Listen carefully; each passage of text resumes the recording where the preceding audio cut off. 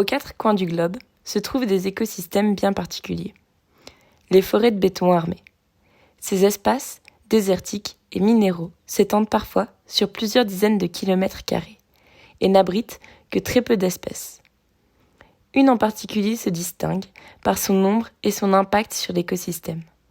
L'être humain, mammifère mesurant environ 1,80 m quand il se tient sur ses pattes postérieures. On dit souvent que le nombre fait la force. Cet animal en est l'exemple parfait. L'entièreté des individus de cette espèce vivent au sein d'une seule et même société globalisée, d'une complexité unique. Ce mode de vie, en communauté, permet à l'espèce de surpasser les 7 milliards d'individus. La croissance de l'humain se divise en plusieurs phases. La première est la phase embryonnaire.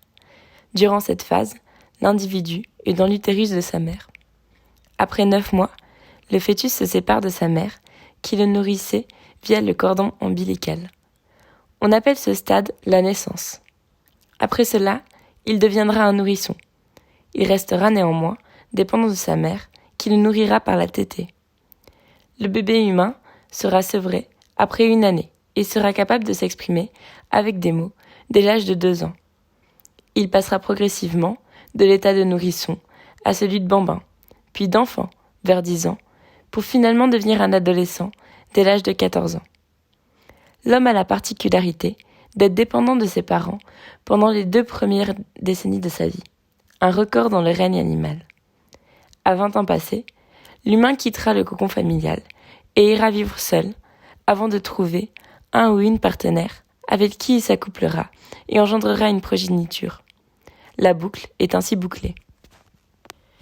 L'humain est l'espèce des exceptions. C'est le seul mammifère qui a adopté un comportement en société d'une telle envergure. Le fonctionnement de cet écosystème, appelé ville, fonctionne de la même manière qu'une fourmilière. L'humain est également le seul mammifère connu qui utilise l'élevage pour subvenir à ses besoins. Il l'utilise à la fois pour ses besoins les plus primitifs, la nourriture, l'habillement, et pour ses envies les plus superficielles, la détente, l'amusement. L'homme, malgré sa faiblesse apparente, se situe tout en haut de la chaîne alimentaire. C'est le super prédateur de l'écosystème Terre.